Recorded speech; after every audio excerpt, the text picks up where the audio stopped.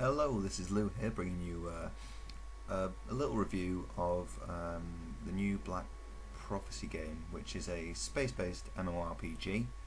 It's fully free to play with an option of, well, there's an in-game item shop, which is proven to be okay at the moment. I suppose it's not too overpowered. On the website for Black Prophecy, they boast like next-gen graphics, fast-paced action combat, exciting PvP, and a captivating story, or so they say.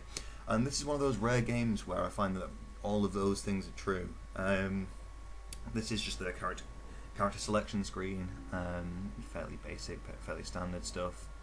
And there are a lot of options when you want to create your character. As you'll, oh god, that guy's awful. Like some fucking Terminator throwback with, I don't know. That's just wrong. Anyway, so when you start the game, you'll initially start as a gunner on a ship. That's actually the tutorial, which lasts for 5 levels, which is unusual for any game for a tutorial to last that long. This is one of the space stations in the game. This is actually a temple, or so they say, and as such you'll hear some goddamn awful music in a second. Yeah, you know, save that, enjoy that. When you start the game, it's a little bit confusing to get used to if you're not used to playing sort of space or flying games. I came from World of Warcraft into playing Black Prophecy, and the controls are obviously a lot different because you're in 3-dimension. I find it easiest to actually play it in first person view, not this is cockpit view. I'll show you first person in a minute. There's 2 factions, Genide and Tai, and I'll show you a Genide ship here. This is a so I suppose you could say a neutral station. Both Genide and Tai can use this station.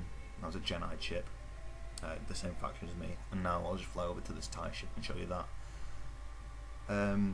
The game uses standard WASD controls with Q and E mapped in as roll control.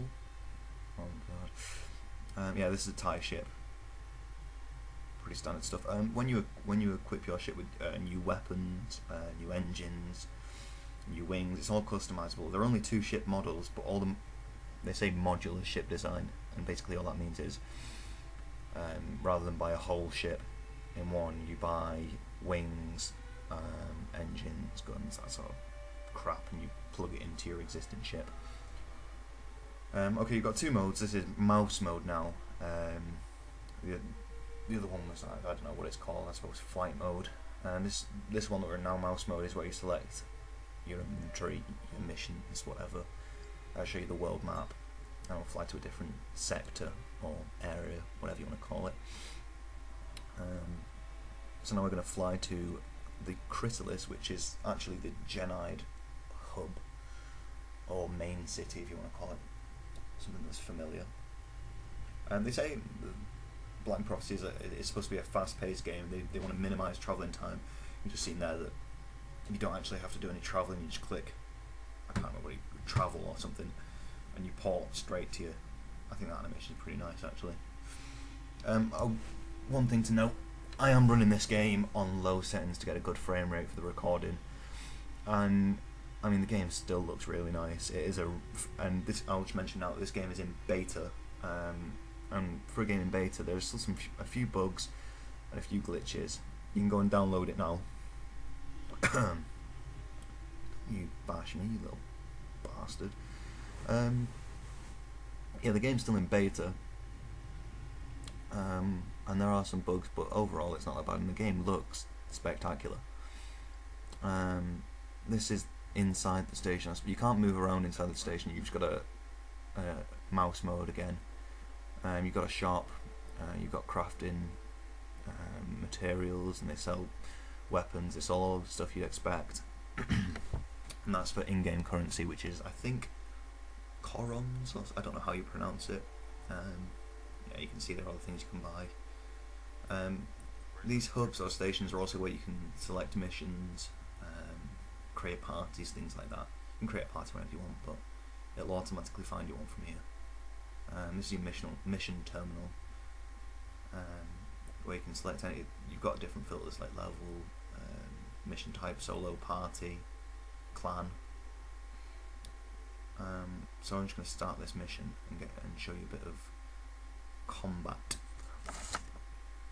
Now, one thing, I do usually play this game with the sound off, but for the purpose of the review, I've left the sound on, and it can get quite annoying. Also, these missions are interesting at the start, but they do tend to repeat themselves after a while, like any MMORPG does. Like, collect 10 of these, kill 10 of these, you know the deal, and it's the same sort of thing with this game.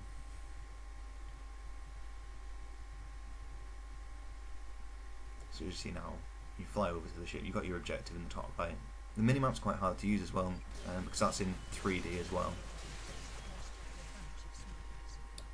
These enemies, I've selected a lower level quest just to show you for the purpose of this review. Yeah, these are all, you see that guy's level 1 and level 9. Yeah, you can see they die pretty easy. Yeah, the minimap is actually quite hard to use if you're not used to playing this sort of game. People keep comparing this to Eve Online, and the similarities end in the fact that it's based in space. I think other than that, it's not really anything like it. Yeah, so you kill all these guys. I'll show you a bit more of this combat. The combat can get quite repetitive as well when you're not doing the actual storyline missions. These are side quests or missions. The storyline missions are actually the storyline itself is very good. It's been well thought out, and the missions are varied when you're doing storyline missions. These side missions, just to grind, as I said, do get quite repetitive. Also, the fighting itself can sometimes be, I mean, you fly around and they're behind you and you go all the way back away. It's like the fighting follows a standard formula, which can be quite boring in itself when you're not doing PvP, when you're just fighting masses of enemies. Okay, so that mission's finished, and this is just to show you a bit of the looting. The looting can be quite awkward. I didn't do any looting until like level 5 because I'm an idiot. Basically, the way I found to be easiest to do is to just press T and then bind loot all to R. Just press T then R. But what T does is it selects the nearest object on the map, and sometimes that could be a friendly ship, and if there's a friendly ship there, it won't select the wrecks, so you can't loot them unless you go into mouse mode and click on them, but then you have to stop flying. So that can be quite awkward as well, because when you finish the mission, you just click what reward you want. So you got an engine mod, you can mod your items as well, so you can have plus speed, whatever, and then it just teleports you out of the sector.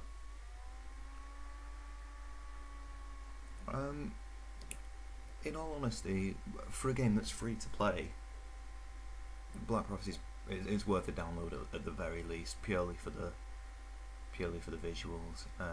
There's some images of PvP going on there in one of the busier sectors. Yeah, I think for the pure fact it's free, I mean, it'd probably be worth a buy if it was a game to buy as well.